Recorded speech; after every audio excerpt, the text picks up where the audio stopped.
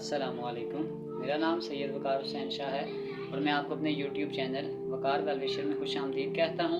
और अपनी क्लास का आगाज़ हदीस करीम से करते हैं। तर्जुमा। रसूलुल्लाह सल्लल्लाहु अलैहि वसल्लम ने इरशाद फरमाया, जो बंदा दुनिया में किसी बंदे की पर्दा पोशी करता है, अल्लाह ताला क़यामत के दिन ज़रूर उसके ऐबों पर पर्दा डालेंगे। तो प्यारे बच्चों, आज की क्लास में हम एक्सरसाइज 3.2 क्वेश्चन नंबर 11 से लेकर क्वेश्चन नंबर 14 तक सॉल्व करेंगे। तो चलते हैं अपने क्वेश्चन की जानिब। लेट सी इक्वल टू, ये आपके पास 5j है तो उसको हम प्रॉपर फॉर्म में लिखें 0i + 5j, और d आपके पास आ जाएगा 4i + j with a ratio suppose कर लें and e points and e x, y the points with ratio, ये आपके पास आ जाएगा 2:5। तो सबसे पहले हम क्या करते हैं, हम वो वैल्यूज़ लिखते हैं। आपके पास आ जाएगा x1 0, y1 5, x2 आपके पास आ जाएगा 4, y2 आपके पास आ जाएगा 1, और m1 आपके पास आ जाएगा 2, और m2 आपके पास आ जाएगा 5। बस अब हम डायरेक्ट फार्मूला पॉइंट्स लिखते हैं। आपके पास जो x का फार्मूला था वो आपके पास यूँ था, m2 x1 + m1 x2 divided by m1 + m2, और इस तरीके से y भी ऐसे ही हो, यहाँ पे जहाँ पे x है वहाँ y कर देंगे, तो ये आपके पास आ जाएगा m2 y1 + m1 y2 divided by m1 + m2। बस वैल्यू पुट कर दें। m2 आपके पास है 5 और x1 आपके पास 0, फिर आपके पास आ जाएगा m1 2, और x2 आपके पास आ जाएगा 4 डिवाइडेड बाय m1 + m2 2 + 5। तो ये आ जाएगा 4 2 8, ये आपके पास आ जाएगा 8/7, ये आपके पास x आ गया। और इसी तरीके से अगर y को पुट करेंगे तो m2 आपके पास 5 है और y1 आपके पास 5, फिर आपके पास m1 आपके पास 2 है और y2 आपके पास 1 है, डिवाइडेड बाय 2 + 5। तो ये आपके पास आ जाएगा 5 × 25 + 2 डिवाइडेड बाय 7, तो ये आ जाएगा 27 डिवाइडेड बाय 7।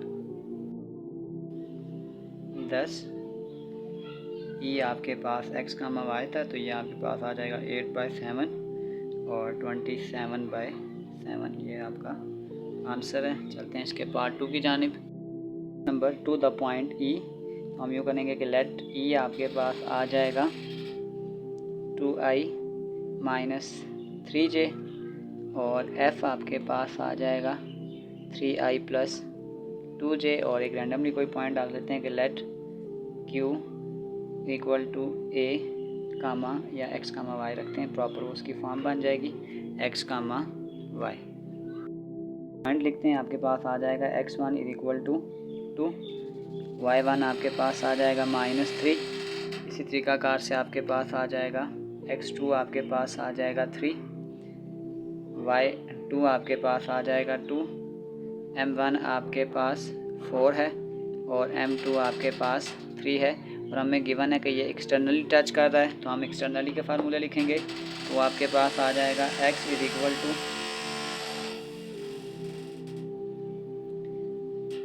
ये वैल्यू आपके पास आ जाएगी m2 x1 - m1 x2 divided by m1 - m2। इसी तरीक़ाकार से y, ये आपके पास आ जाएगा m2 y1 - m1 y2 divided by m1 - m2। बस वैल्यू पुट करें तो ये आपके पास आ जाएगा m2 हमारे पास इसमें 3 है और x1 आपके पास 2 है, m1 आपके पास आ गया 4 और x2 आपके पास आ गया 3 डिवाइडेड बाय m1 4 - 3, 3 2 6 माइनस, ये आपके पास आ जाएगा 12 डिवाइडेड बाय 1, तो ये आपके पास आ जाएगा -6। इसी तरीक़ाकार से ये आपके पास आ जाएगा m2 3, y1 आपके पास आ गया -3, माइनस M1 4 है और Y2 आपके पास 2 है, यह आ जाएगा 4 माइनस 3, यह आ जाएगा 3 3 ज़ा 9, 4 2 ज़ा 8 डिवाइडेड बाई 1, तो ये आपके पास आ जाएगा माइनस 17। तो इस पॉइंट का नाम हमने Q रखा था, तो हम कह सकते हैं सो Q इज़ माइनस 6 और माइनस 17, ये हमारा आंसर है। तो चलते हैं नेक्स्ट पार्ट की जानिब। 10 and 12 find alpha so that, ये हमारे पास गिवन है कि alpha I plus alpha plus 1J plus 2K का जो मैग्नीट्यूड है वो 3 के बराबर है। तो इसका फार्मूला अगर आप लगाएंगे तो ये आपके पास आ जाएगा अल्फ़ा का स्क्वायर प्लस अल्फ़ा प्लस 1 का स्क्वायर प्लस 2 का स्क्वायर और under root is equal to 3। तो ये आ जाएगा अल्फ़ा का स्क्वायर, यहाँ पे इसका फार्मूला खोल दें, आ जाएगा अल्फ़ा का square plus 2 alpha plus 1 plus 2 का स्क्वायर 4 और ये आपके पास आ गया 3। अल्फ़ा का स्क्वायर प्लस अल्फ़ा का square plus 2 alpha plus 1 plus 4 equal to 3। ये आपके पास आ जाएगा 2 अल्फ़ा का square plus 2 alpha plus 5 is equal to 3। तो इस अंडर रूट को काटने के लिए हम दोनों तरफ स्क्वायर ले लेंगे। तो ये आपके पास आ जाएगा 2 अल्फ़ा का square plus 2 alpha plus 5 is equal to 3 का स्क्वायर 9, 2 अल्फ़ा का square plus 2 alpha plus 5 minus 9 is equal to 0। यह आ जाएगा 2 अल्फ़ा का square plus 2 alpha minus 4 is equal to 0। 2 common कर लें, आ जाएगा अल्फ़ा का square plus alpha minus 2 is equal to 0। इस 2 को जब डिवाइड करेंगे तो कोई फ़र्क नहीं पड़ेगा, ये आपके पास आ जाएगा alpha square plus alpha minus 2 is equal to 0। तो इसकी मैं आगे फैक्टराइजेशन कर लेता हूँ। अल्फ़ा का square plus alpha minus 2 is equal to 0, यह आ जाएगा अल्फ़ा का square plus 2 alpha minus 2 is equal to 0। Alpha common करेंगे, आ जाएगा अल्फ़ा प्लस 2 माइनस 1 कामन करेंगे तो alpha plus 2 is equal to 0। यह आ जाएगा alpha plus 2 alpha minus 1 is equal to 0। तो ये आपके पास आ जाएगा alpha plus 2 is equal to 0, alpha is equal to minus 2 और यह आ जाएगा alpha minus 1 is equal to 0, alpha is equal to 1 और ये दो हमारे आंसर है। चलते हैं नेक्स्ट क्वेश्चन की जानिब। Number 13, if U V and W represent the sides of triangle, एक रफ सी ट्रायंगल बना लेते हैं। सपोज करेंगे ये आपके पास U है, ये आपके पास V है और ये आपके पास W है। तो जाहिर सी बात है, अगर ये ट्रायंगल की साइड्स है तो हम ये कह सकते हैं कि U plus V is equal to W। अब पहले हम इन साइड्स को प्लस करते हैं, U प्लस V। तो आपके पास U आपके पास आ जाएगा 2I plus 3J plus 4K, V आपके पास आ जाएगा minus I plus 3J minus K is equal to, मेरे पास जगह कम है, मैं W को नीचे लिख रहा हूँ। ये आपके पास आ जाएगा I plus 6J plus ZK। तो ये आपके पास आ जाएगा 2I में से ये वाला I निकालेंगे तो ये आपके पास आ जाएगा I, 3J प्लस 3J ये आपके पास आ जाएगा 6J, 4K में से ये K माइनस करेंगे तो ये आपके पास आ जाएगा 3K is equal to I plus 6J plus ZK। तो क्योंकि हमने इसमें वैल्यू Z की फाइंड आउट करनी थी, तो अगर मैं Z की वैल्यू के Z के साथ कंपेयर करूँगा तो ये आपके पास आ जाएगा 3 इज इक्वल टू Z और ये आंसर हमने फाइंड आउट करना था। तो चलते हैं क्वेश्चन नंबर 14 की जानिब।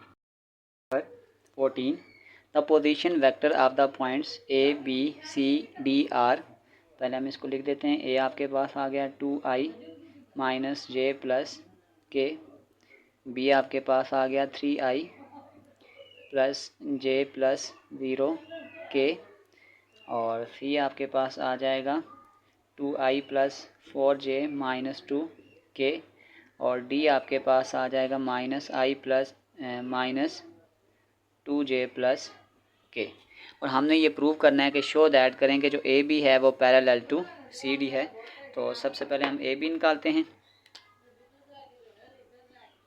ए बी आपके पास आ जाएगा बी माइनस ए, तो ये अगर करेंगे तो ये आपके पास आ जाएगा 3 माइनस 2, 1 माइनस 1, और ये आपके पास आ जाएगा 0 माइनस 1, तो ये आ जाएगा 3 में से 2 निकालेंगे 1, माइनस माइनस प्लस ये 2 आ जाएगा, और ये आपके पास आ जाएगा -1। इसको दूसरी फॉर्म में लिखें तो ये आ जाएगा i प्लस 2j माइनस के। कार से हम ए बी निकाला है, इसका नाम बेशक 1 रख दें। अब हम निकालते हैं सी डी, तो सी डी आपके पास आ जाएगा डी माइनस सी, तो ये आपके पास आ जाएगा -1 -2, फिर आपके पास आ जाएगा -2 -4, फिर आपके पास आ जाएगा 1 माइनस 2, तो ये आपके पास आ जाएगा -3 -6, माइनस माइनस प्लस ये आपके पास आ जाएगा 3।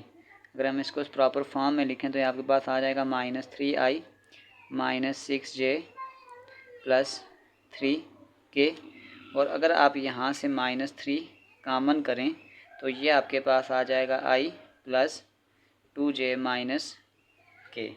तो आप थोड़ा सा गौर करें तो ये वाला जो आंसर आपके पास है -3, ये आपके पास ए बी का आंसर है। तो इसका मतलब कह सकते हैं कि जो ए बी है, जो सी डी है, वो स्केलर प्रोडक्ट है ए बी का। तो हम ये कह सकते हैं C D is a scalar product of A B. तो हम कह सकते हैं कि A B is parallel to C D. तो यही चीज़ हमने प्रूव करनी थी कि जो ए बी है वो सी डी के पैरेलल है। तो इसी के साथ हमारी एक्सरसाइज 3.2 क्वेश्चन नंबर 11 से लेकर क्वेश्चन नंबर 14 तक कंप्लीट हो चुके हैं। डिस्क्रिप्शन में मैं इसकी चैप्टर की एक्सरसाइजेज के लिंक डाल दूंगा। अगर आपको किसी भी जगह मसला है तो आप वो एक्सरसाइज विज़िट कर सकते हैं। आखिर में क्लास 11th की एक प्लेलिस्ट लगा दी जाएगी, उस प्लेलिस्ट से अगर किसी भी एक्सरसाइज को विज़िट करना चाहें तो आसानी से विज़िट कर सकते हैं। आखिर में एक छोटा सा मैसेज अपने देखने और सुनने वालों के लिए, कुछ लोगों के साथ खून का रिश्ता भी नहीं होता मगर खुशबू अपनों वाली होती है। दरअसल रिश्ते खून के नहीं, एहसास के हुआ करते हैं। प्यारे बच्चों, अपना बहुत सारा ख्याल रखें। मिलते हैं अगली वीडियो में, तब तक के लिए अल्लाह हाफिज़।